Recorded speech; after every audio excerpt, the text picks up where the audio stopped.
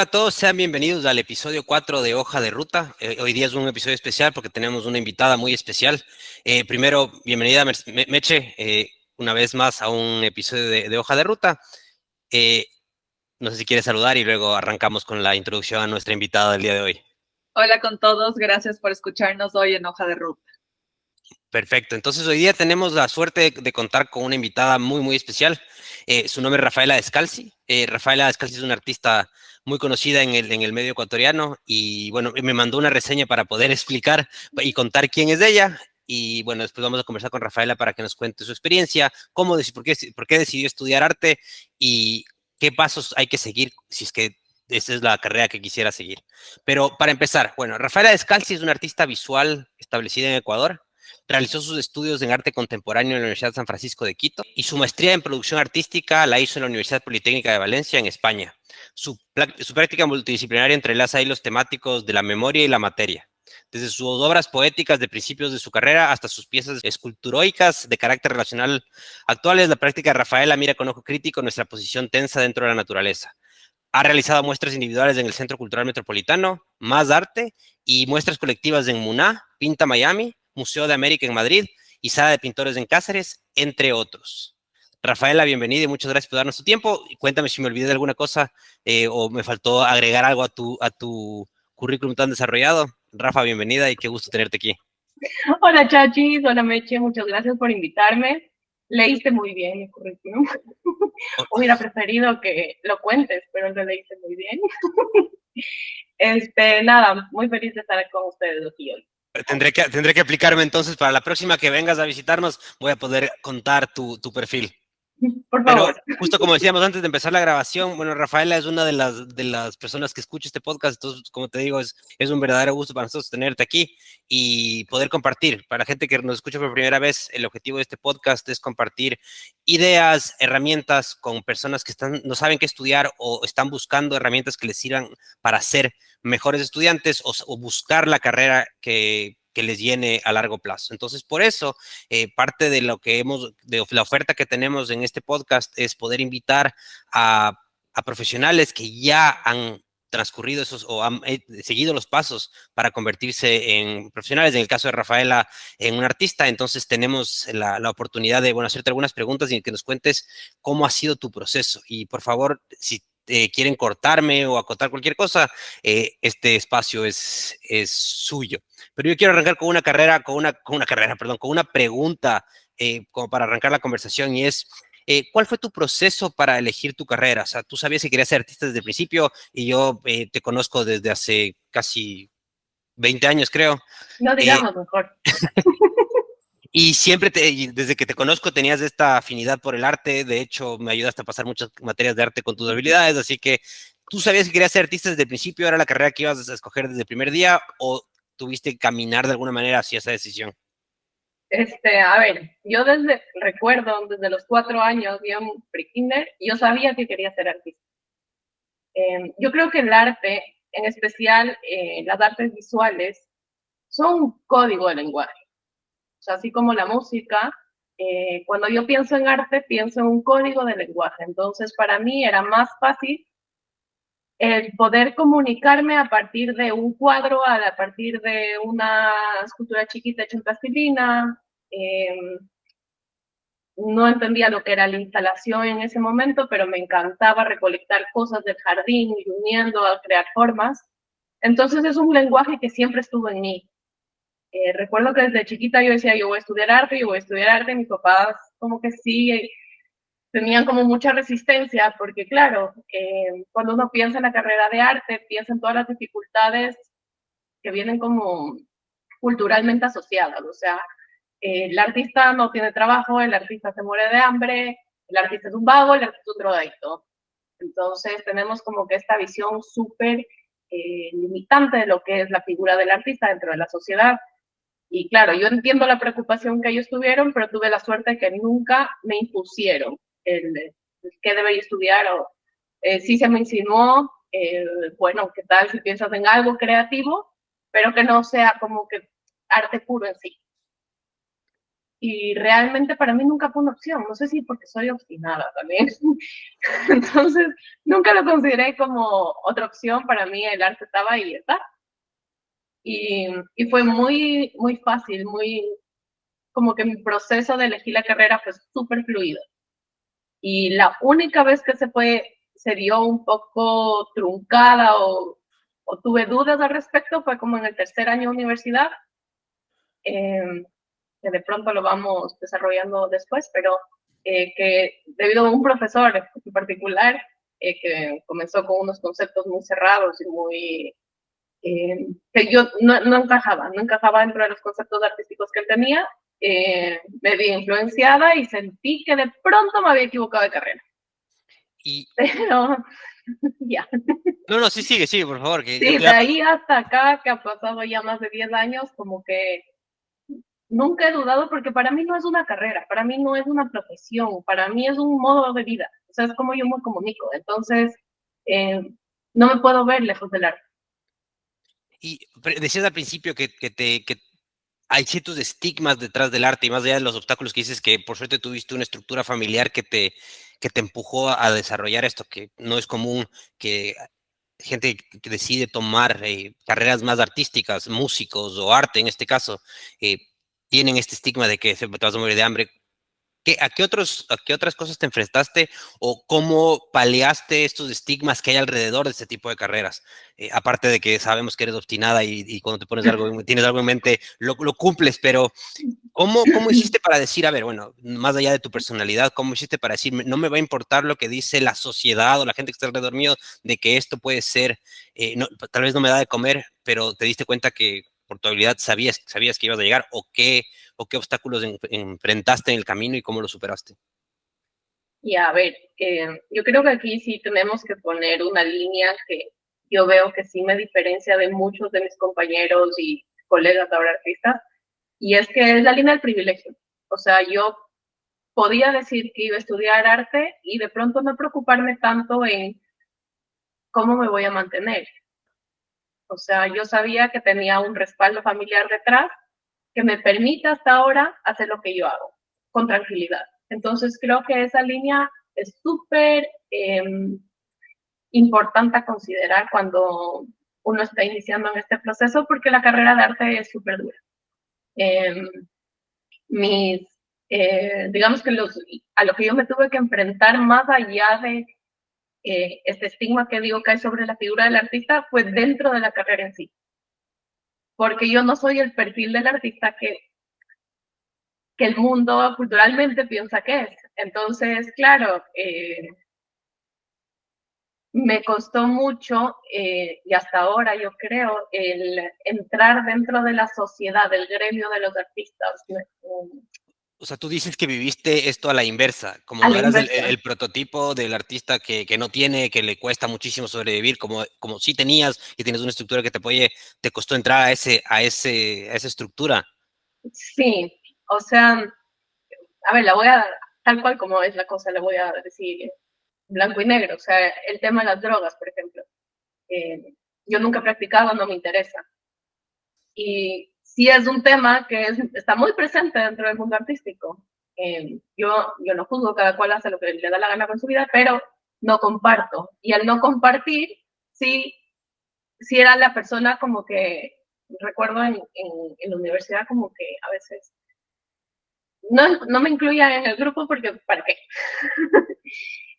Bueno, esa era como que una de las barreras más grandes que tuve dentro del gremio.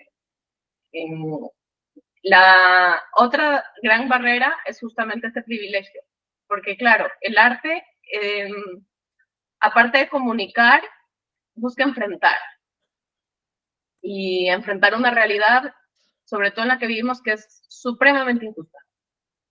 Y la voz del privilegiado no es validada muchas veces, porque ¿qué vas a decir?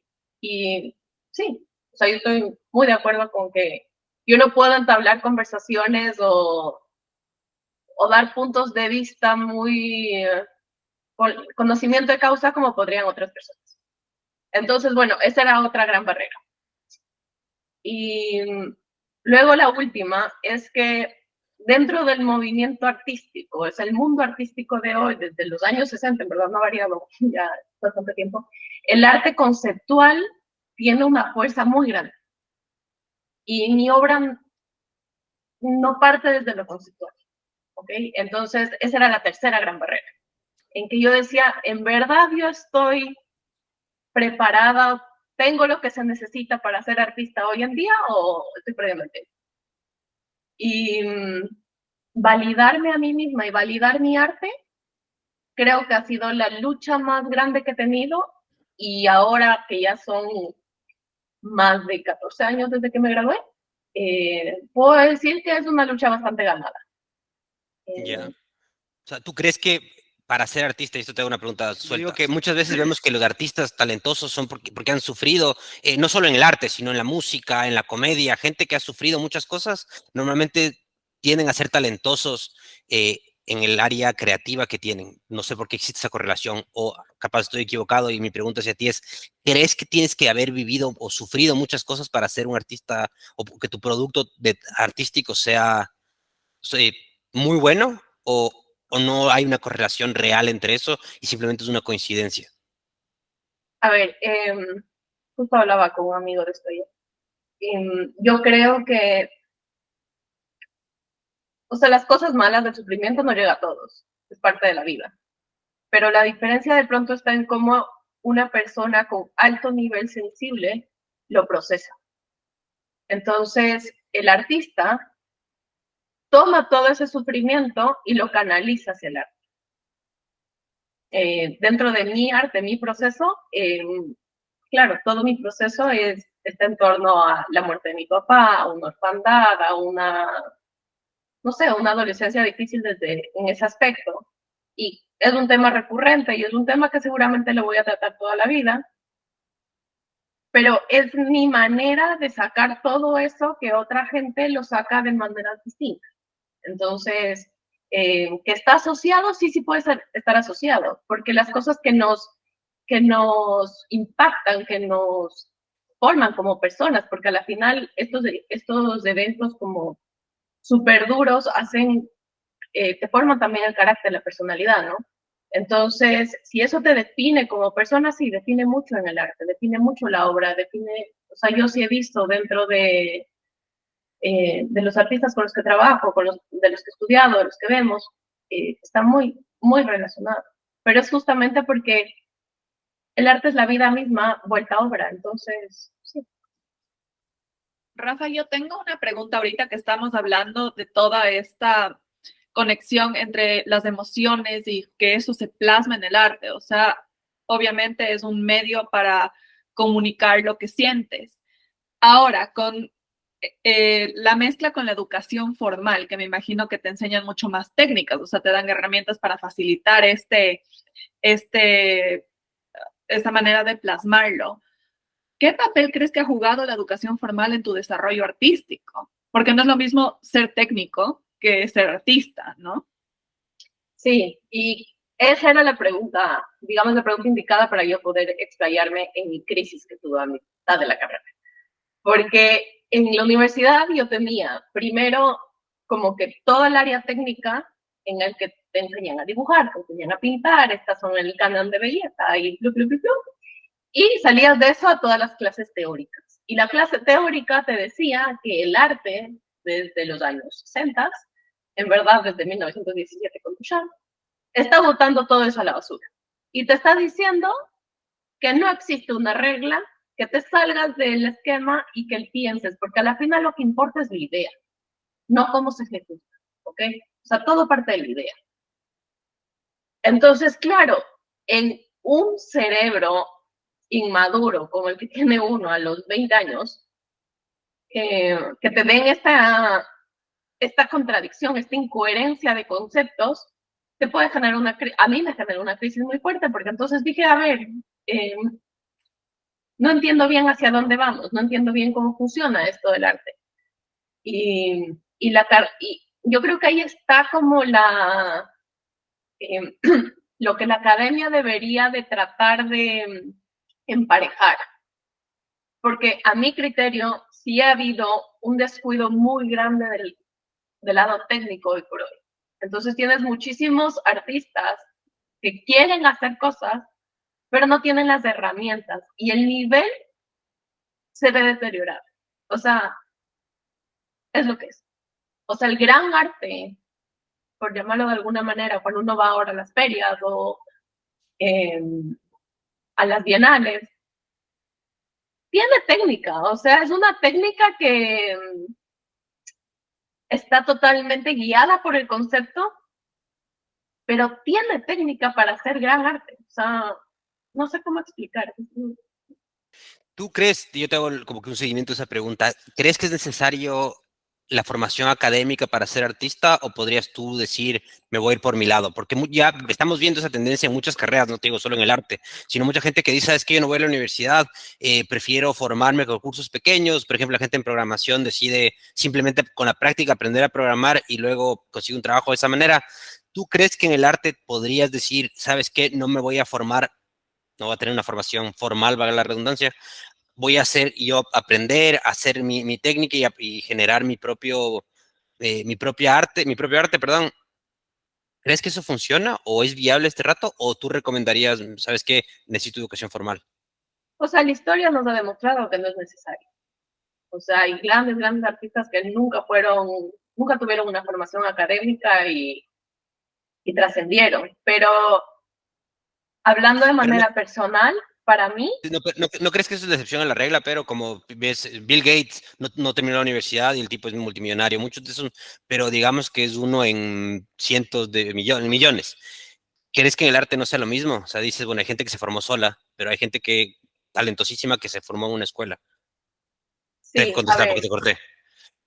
sí, creo que hoy por hoy también la tecnología nos da tantas facilidades para aprender que no sé realmente si es como súper necesario que uno vaya a una academia artística. A veces siento que las academias, como no han logrado generar este equilibrio del que hablaba entre lo teórico y lo práctico, pueden cerrar cerebros. O sea, te encapsulan en que el arte es solo técnica y el otro lado te puede encapsular en que es solo idea. Entonces puede ser un arma de doble filo, sí puede ser. Yo hoy por hoy doy clases, tutoriales a niños y a adolescentes y lo que intento justamente es llegar a un acuerdo, un tipo de balance en el que enseño la técnica, pero suelto un poco para tampoco volver la situación muy rígida. Que, claro, en academias formales eso es un absurdo. O sea, estamos hablando de que se pasan pintando y dibujando 8 o 10 horas diarias sin parar y no sé, yo no lo entiendo así. ¿Cómo superaste tú esta escolarización del arte? ¿Cómo hiciste para que no te encapsule a ti y te absorba en esa sobreestructuración de los procesos? Ya, yo tuve una mentora que fue fabulosa, Lucía Falconi, que en el momento en que yo tuve la crisis, justo la conocí a ella. O sea, yo no creo en las casualidades, las cosas pasan porque tienen que pasar. Y ella venía de trabajar, o sea, ella es artista y trabajaba en Alemania. Y llegó a la San Francisco en un momento en que pasaba por un momento personal muy fuerte y ella fue mi tutora de tesis, entonces compartimos mucho nuestra experiencia personal íntima, hablábamos, ella me aconsejaba y tal, y fue ella la primera en que comenzó a validar este arte sensible que yo realizo, ¿ok? Entonces, ella fue la herramienta que me ayudó como que a salir del hueco y decir, ok, la academia no está aquí, mi vida, eh, mi comunicación, mi lenguaje, mi arte basado en mi vida es este y es igual de válido y verá cómo sigue las olas en este mar.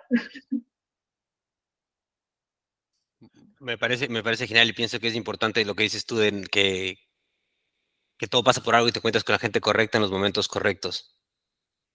A veces uno tiene que también aprender a abrirse un poco en eso, ¿no? Porque las señales están muy cerca y uno también decide cerrarse a no escuchar, pero yo buscaba también como que artistas que hagan lo que yo hago. Hay grandes artistas, o sea, por poner uno, Louis Bourgeois, o sea, es un artista que está en todos los museos importantes del mundo, y ella hablaba de su vida familiar, de su entorno, de su papá, de su mamá, de las cosas más cotidianas y más reales y más humanas. Entonces, sí, buscar también como lo que justifique también lo que uno hace y valide lo que uno hace. Entonces eso te motiva a ir más allá. Pero dentro de la motivación, perdón, ya esto es un monólogo, No, para eso te trajimos. lo importantísimo es entender que, sí, yo digo que es mi vida, pero es una profesión. O sea, mi vida artística durante mucho tiempo se vio estancada. Y yo decía como que, ay, sí, es tan difícil y no me sale nada y a otra gente le sale todo y porque a mí no. Y también llegué donde mi otra gran mentora ahora, que es mi amiga Gaby Moyano, que era la dueña de la Galería Más Arte, en donde una vez yo le dije, como que, ¿por qué no me llevas a una feria o algo? Y me dijo, tú no estás enfocada en tu arte, estás enfocada en otra cosa. En ese momento yo estaba enfocada en otro negocio familiar. Y las palabras me calaron, porque, claro, yo, como notarán, soy súper influenciable de las personas que me importan, entonces generan crisis en mí. Y desde que yo decidí que esta era mi profesión y que me voy a levantar y me voy a ir al taller y voy a trabajar las 8 horas que tengo que trabajar y pongo esquemas y soy artista profesional, veo como mi obra ha mejorado, ha madurado, y eso lo recibe el público.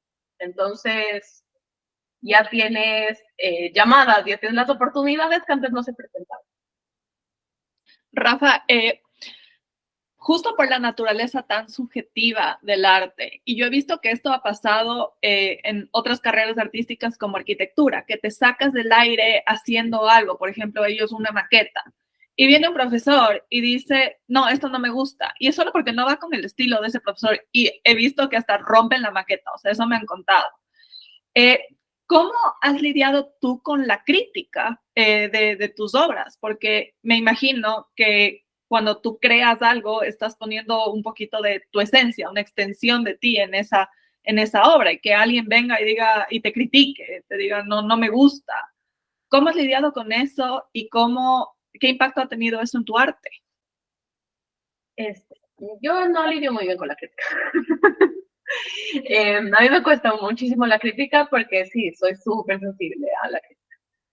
Pero la buena crítica, la crítica consciente, la crítica, no la quiero llamar constructiva, porque no siempre es constructiva, pero que han tenido razón, ha sido el motor más grande de mi carrera. O sea, recuerdo, esta historia siempre cuento cuando tengo que presentar portafolios y demás, pero voy a volver a contar, que yo comencé a hacer flores hace como 10 años, más o menos, y como soy obsesiva, yo paso de un tema a otro tema y no me desvío. Y las flores han sido ya, yo creo que se van a quedar de por vida. Entonces, bueno, hacía flores, y llegué a mi maestría en Valencia, y la primera clase que tuve, teórica, la tuve con un profesor que era el director del Museo de Arte Contemporáneo de Valencia. Y me preguntó que por qué hacía flores, y le pareció tan insípido, tan... Y yo respondí cualquier estupidez, pero lo que me salió hace rato. Llegué a mi casa, lloraba, dije, no sirvo para esto, tengo que botar la carrera, yo soy idiota, no entiendo de nociones, de ideas, y mi arte es superfluo, no sirve. Y me generó una crisis tremenda. Y de nuevo vino este gran profesor, que, a ver, no vino, yo lo busqué. Llegó una clase, presentó obra que iba con la mía, y yo dije, este hombre me va a saber guiar, porque estoy en una crisis que yo ya tenía casi que el boleto de regreso a Ecuador, o sea, no va más. Y me reuní con él y me dijo, tenía yo unas pequeñas esculturas, ¿no? Quería mostrarles, pero no tengo aquí. Bueno, la próxima. Tengo unas pequeñas esculturas en cerámica y me dijo, bueno, ¿y esto de qué va? Dije, la verdad es que no sé. Me dijo, toma las esculturas y ándate a donde tú quieras y tómales fotos. Tómales fotos, ponles en los paisajes que tú quieras y de ahí ves.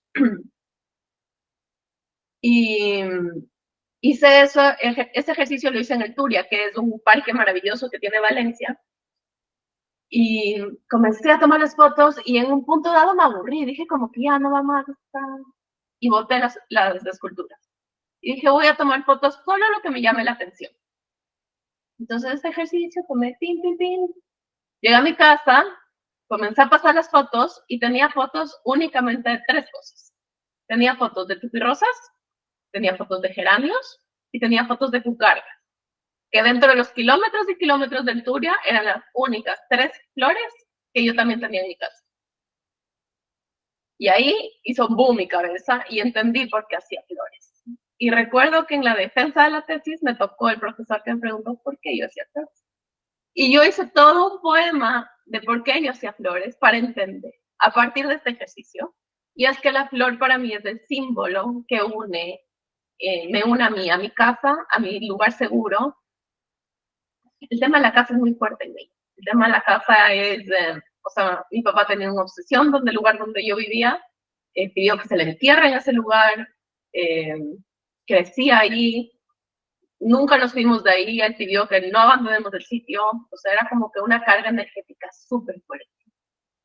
Y que finalmente logré salir. Entonces, claro, toda esta obra ha sido como que el ir y venir de este territorio. Y eso lo conduce la flor. La flor es el gran elemento y lo descubrí gracias al ¿por qué haces flores, niña boba? Porque le faltó. ¿Tú crees que eres tan sensible a la crítica porque sientes que tu arte está tan correlacionada con lo que eres como persona? Sí, 100%. Y una pregunta enseguidilla eso. ¿Cómo haces ahora? Porque me imagino que la Rafaela de primer año de universidad, cuando presentaba su obra, no es la misma Rafaela de hoy día. ¿Cómo haces ahora para frentear esa crítica? Porque mi pregunta va atada a esto. Nosotros, te digo, no estoy comparando, pero ahora hacer, por ejemplo, este podcast, a mí me ha costado en lo personal el exponerte y decir, a ver, me voy a parar y yo a hacer algo con el que no estoy totalmente cómodo y que la gente me ve y capaz digan, este ridículo que está haciendo o por qué están haciendo esto. Y lo que me he dado cuenta ya y con lo que yo lidio un poco esta sensación de hacer estas cosas, grabar TikToks, hacer estas cosas, es realmente a la gente no le importa esto de aquí. Entonces yo de esa manera lidio con lo que yo estoy haciendo. Digo, a la gente no le importa que yo esté haciendo el ridículo, entre comillas, hablando de ciertas cosas, pero a mí me gusta hacerlo. Entonces por eso lo hago y lo estamos, pienso que disfrutando con Meche, con Dani, que no pudo acompañarnos hoy día, pero creo que lo estamos disfrutando y hemos salido totalmente de nuestra zona de confort. ¿Cómo haces tú para lidiar con la crítica o esa crítica inclusive que te generas tú misma de decir, tal vez esto no es suficiente o tal vez lo que estoy haciendo está mal o soy una niña ridícula por esta cosa que estoy haciendo y realmente el mundo no te ve así? ¿Cómo haces para lidiar con esa voz que tienes en tu cabeza que te dice esto no está bien o qué vergüenza hacer lo que estás haciendo? Yo me escondo en la belleza. ¿Ya? O sea, para mí eso va a ser muy fácil con mi cara. Pero... Yo me refiero... Me refiero a que lo que tú dices, o sea, mi obra habla de mi vida, mi obra habla de mis miedos, mi obra habla de todo aquello que muchas veces no queremos que nadie sepa de uno. Y yo me desnudo al hacer mi obra. ¿Cómo hago? Lo hago bello. Entonces, el momento de hacerlo bello, lo protege. La belleza lo protege. Pero sí siento, por ejemplo, que en mi personalidad yo puedo vender todo. O sea, si es que yo estoy en algún lugar, alguna feria me piden, venden, no sé, cualquier cosa, yo soy número 1. Yo trabajé mucho en galerías. Y me acuerdo que trabajé con la Gaby, con mi amiga, y en una galería en donde yo vendía y ella cobraba, porque la matemática y la tecnología no nacieron para mí.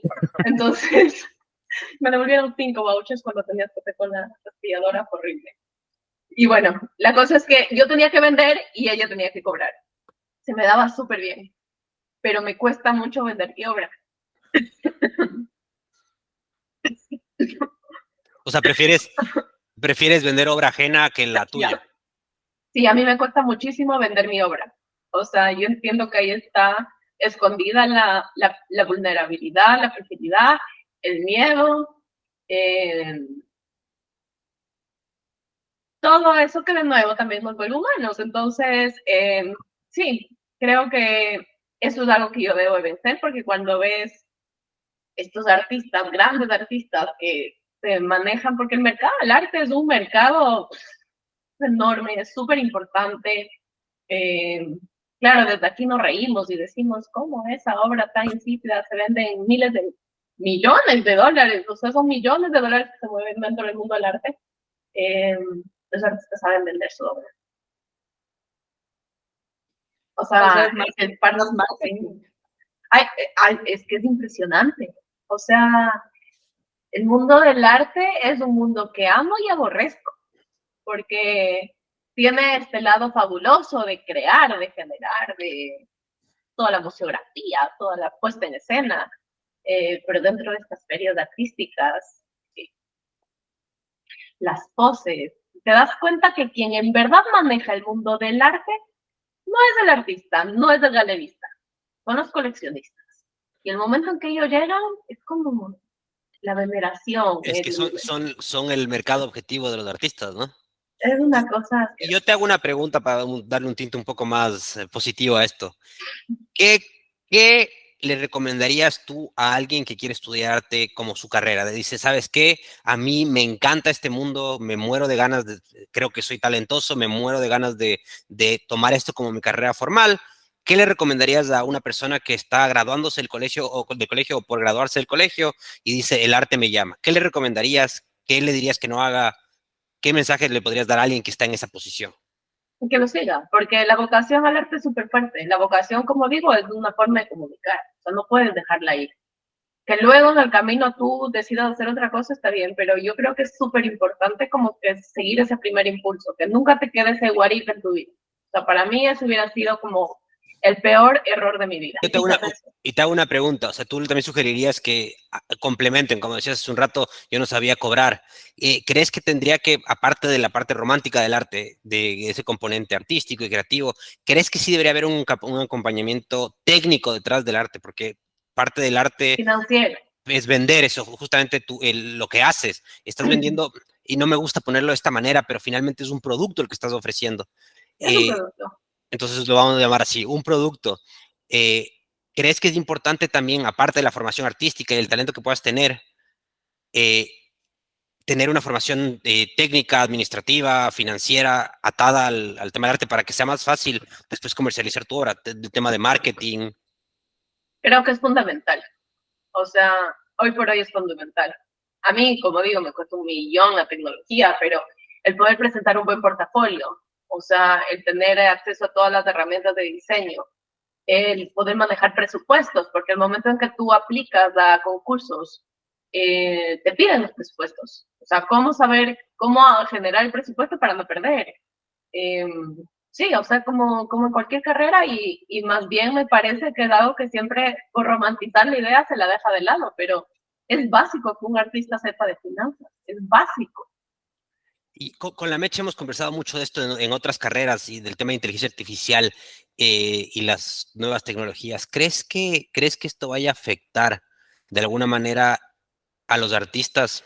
Hay mucha arte generada que tal vez para un coleccionista o un conocedor te das cuenta que es generado por una computadora, pero tal vez para los que no tenemos tanto conocimiento, pasa por ahí y dices, bueno, puede ser hecho por un artista. ¿Crees que va a haber un efecto tangible sobre el mundo del arte?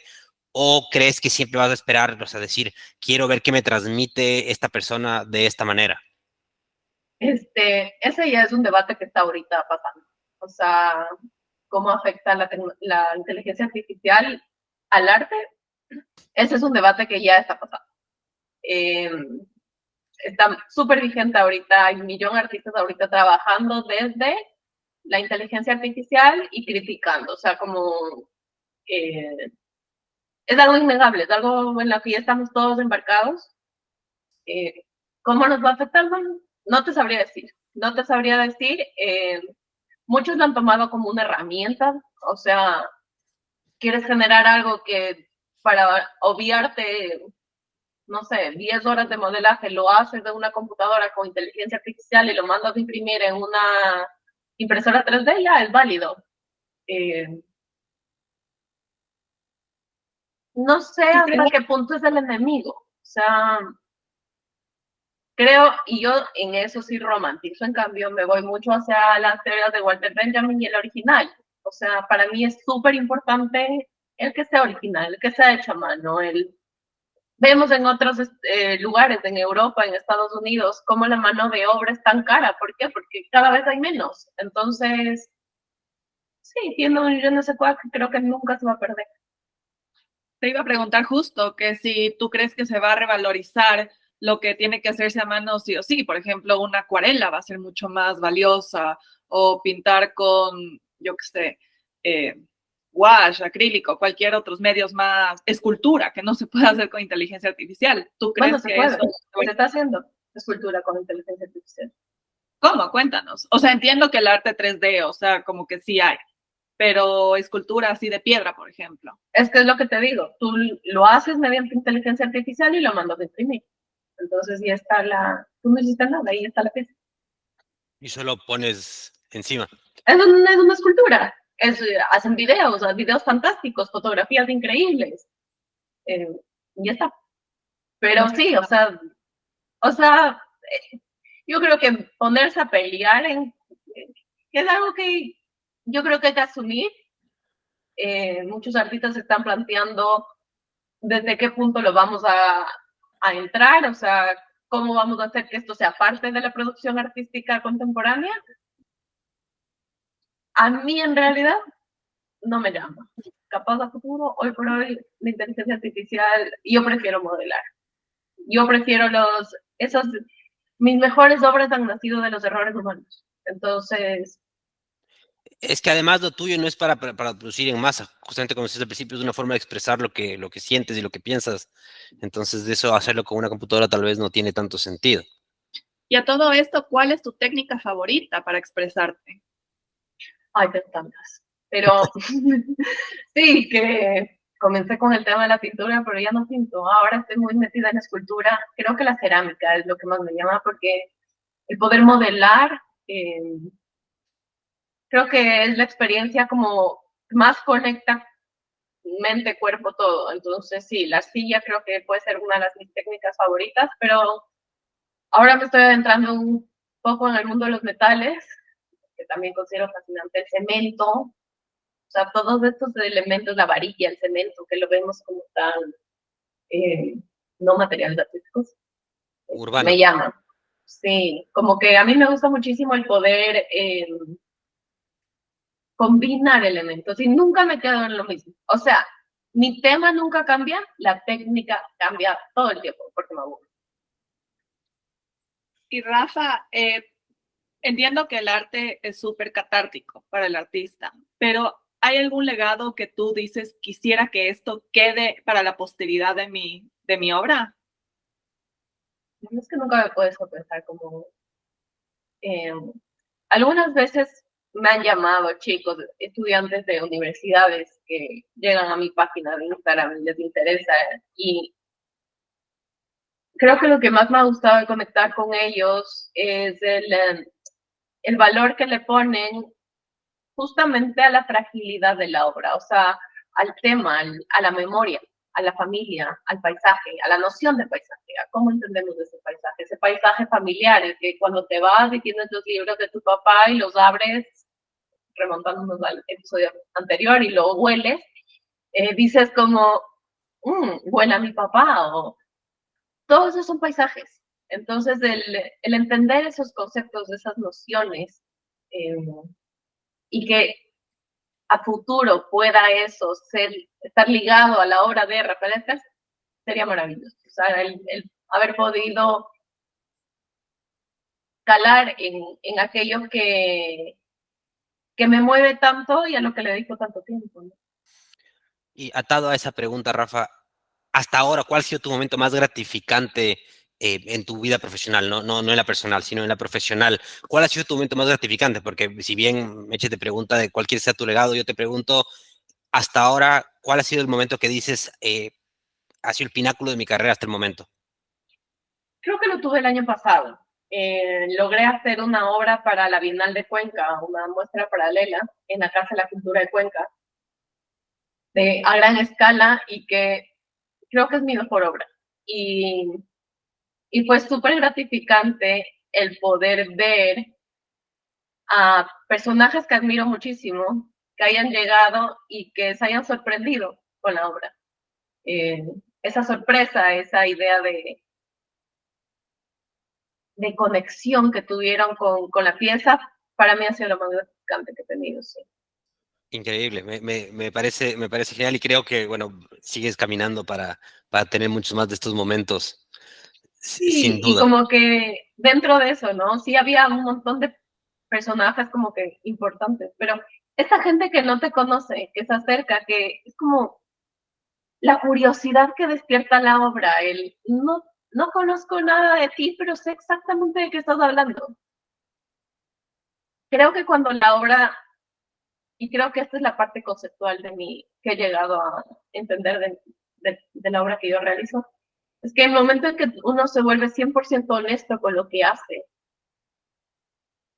de pronto logras conectar con todo el mundo, porque los sentimientos, como dije en un inicio, son universales. Entonces, esa pérdida que yo tuve, la va a tener todo el mundo. Entonces, el momento en que tú conectas con eso y hablas de eso de la manera más honesta, más cruda, más frágil, vulnerable que te salga, es el camino que conecta con la vivencia de la otra persona. Y cuando uno se ve reflejado, cuando una vivencia tuya se ve reflejado en algo más, puede ser en una película, en un libro, te digo, en una obra de arte, te genera un placer extraño. O sea, el ego del ser humano es medio extraño. Es verdad. Y a futuro, ¿cuáles son tus planes a futuro? ¿Hay alguna técnica que no has intentado, que te gustaría intentar? ¿Qué tienes planificado? Bueno, a futuro el plan es salir. El mercado del arte en el Ecuador es triste. Gente, es triste. O sea, hay que hablar. Un mensaje súper positivo para la gente que nos escuche y quiere estudiar arte. No, Pero yo creo que más allá que la gente que nos escuche y quiere estudiar arte, creo que es un mensaje que tenemos que hablar en torno a como sociedad, dices tú. en qué necesidad vemos en esto. O sea, necesitamos el fútbol todos los domingos, ¿por qué no necesitamos ir al museo todos los domingos? O sea, este placer, esta idea del arte como no sé, el placer, creo que la palabra mejor Sí, lo pero, es. ¿sabes qué? Un poco la sensación, al menos como lo concibo yo, estando un poco desde afuera, pienso que en el Ecuador nos hemos quedado muy en esa parte, en esas conversaciones binarias, o estás de una cosa o de otra, entonces no vamos más allá de esa profundidad y no buscamos esa profundidad en el día a día, nos alimentamos de cosas eh, no quiero decir triviales, porque a mí también me gustan mucho las trivialidades, pero no encontramos todavía en el arte ese refugio para los momentos difíciles. O sea, porque uno dice un poema, ¿para qué me sirve un poema? Esto yo creo que lo dije en algún capítulo pasado, pero hasta el momento en que pierdes a alguien y lees un poema y te das cuenta que ese poema refleja cómo te estás sintiendo en ese momento y en ese momento te das cuenta la importancia de eso, de esa belleza del arte. Y esto lo estoy plagiando directamente de una entrevista que hizo Ethan Hawke, que decía esto de aquí, pero me parece súper valioso para entender el arte de esa manera. O sea, ¿cuándo necesito yo el arte? Justamente cuando mi psiquis o yo me doy cuenta que soy parte de algo más grande al estar sufriendo las cosas que la persona que escribió el poema las está sufriendo. Y me doy cuenta que soy parte de la humanidad, que es algo más grande y pienso que eso es lo que compartimos en la parte artística y lo que disfrutamos. Porque muchas veces dices, la gente que se para y dice, wow, estoy disfrutando o sintiendo lo que sintió el artista, pienso que es esa conexión y creo que sí hay que trabajar como sociedad para entender eso de mejor manera. Sí, 100%. O sea, los padres que tienen, para mí el deber de ir y llevar a los hijos a ver arte. O sea, uno ve en Europa como el paseo es al Prado. O sea, vamos al Prado a que entiendas de qué va la vida, porque ahí está la historia de toda la humanidad, ¿no? Claro. O sea, yo como artista considero que dentro del ser artista sí hay un deber de educar. O sea, yo lo siento así. Creo que hay que bajarse un poco de la escalera snob de esto sirve, esto no sirve. Esto es arte bueno, esto es arte. Eso te iba a preguntar yo, porque siento que a ratos del arte tiene una barrera de entrada muy alta. O sea, tengo que ser experto porque si no voy a quedar de ridículo si voy a ver un... Y además expandir un poco el concepto de lo que es arte, porque creo que está muy limitado a pensar que el arte solamente es un cuadro. Pienso que la expresión artística puede reflejarse de muchas maneras, de muchas formas, esculturas, música. A mí, yo soy un fiel creyente que el stand-up comedy es una forma de arte porque es desnudarse frente al público y contarle lo más íntimo de ti y hacerlo chistoso. Entonces, pienso que como nos falta todavía romper un poco esa barrera, porque hasta ahora es de un club muy exclusivo de personas el tema artístico. Sí, totalmente. Y con eso yo te hago tal vez la última pregunta para ir cerrando. ¿Cómo quisieras que tu arte o cómo crees que tu arte va a influir en la sociedad? ¿Y crees que, que la forma en la que haces arte puede convertirse en un vehículo o en esa forma de romper esta distancia que hay entre este mundo snob del arte y un poco más la parte común de la gente que quiere apreciar el arte, pero le cuesta superar esa barrera de entrada? Ya, creo que justo esa entrada a la que hace referencia puede ser justamente el concepto de belleza del que yo hablaba, porque todos nos sentimos atraídos hacia algo bello. Entonces, el momento que ven mis piezas, la gente que yo he visto, ¿no? En las exposiciones, cuando viene gente ajena al mundo del arte, ajena al mundillo de los críticos y etcétera,